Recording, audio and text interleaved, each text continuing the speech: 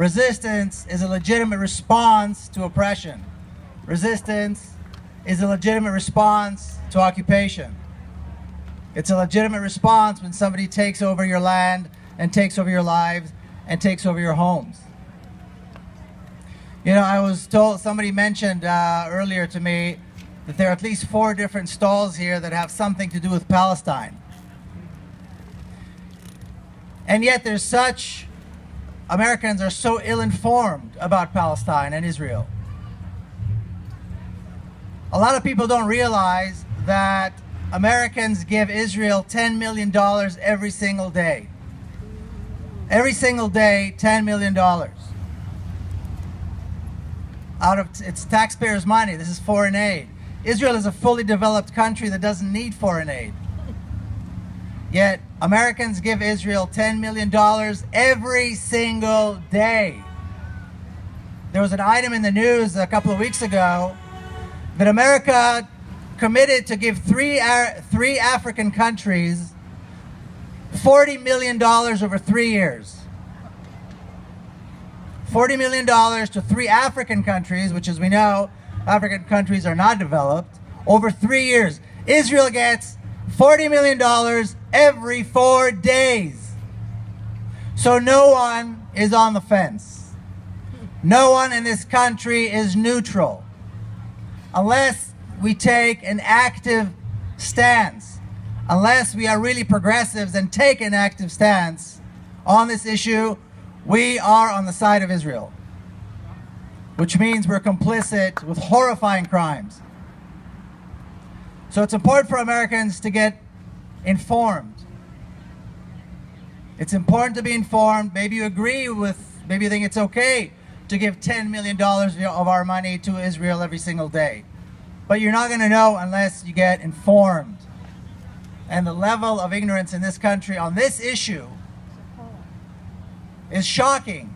Like I said, particularly since so much money is given to Israel, go to one side of this conflict, of the Israeli-Palestinian question. So as progressives, we have to take a stance. We have to investigate, we have to learn, and then we have to take a stance. And we have to understand that on certain issues, it's okay to be polarized. I have a friend that says, I oppose racism. What is your point of view? The issue of Palestine is an issue that polarizes, and it should polarize. On the issue of racism, on the issue of oppression, on the issues of injustice, we need to be polarized. We need to take a stand. Or else, we are complicit with the crimes of the oppressor. We are complicit with the crimes of the occupier.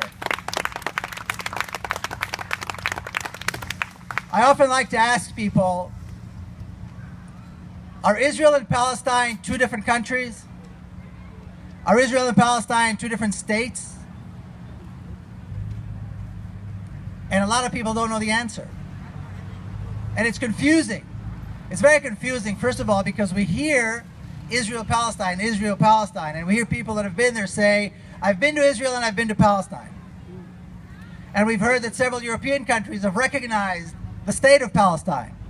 And even the Palestinian flag is now being flown in front of the UN for the first time. Yeah. Mabruk. So it's confusing, but I have to say, I was born and raised in Jerusalem. I'm an Israeli, of course. I travel, I go there a lot. I'm there a lot. I travel up and down the country. I haven't seen this place called Palestine. The Palestinian state. What are its boundaries? Who are the citizens? What is the capital city of Palestine? I haven't seen it. I haven't seen any boundaries. I haven't seen any sense that there is a state of Palestine. I've seen Palestinians. I've seen Palestinians throughout the entire country. But everywhere I go, it's Israel. There's one government, that's the Israeli government. There's one army, that's the Israeli army. And we've also heard that there have been peace talks going on for several decades now. Well, peace talks means there are 2 countries at war, 2 armies at war. Well, where is this Palestinian army? I haven't seen it. Where are these 2 countries that are at war? And when we look at the map, we see one country. Some call it Israel, some call it Palestine, but it's the same country. And people also wonder, why is it that these peace talks are not working out? What's wrong with these people? Decades and decades go by, and they can't make peace. They just can't get along. What's wrong with them? Well, peace is not the issue, and peace talks is not the direction to go, because it's not a war. It's not a war of two countries. It's not a war of two armies. The issue of Palestine is the issue of occupation, oppression, and racism. That is the issue of Palestine. And if we want to see an end to the conflict in Palestine, we need to look for a way to resist the oppression, to resist the occupation, and seek justice. Once the resistance is successful, once justice is achieved, we will see peace.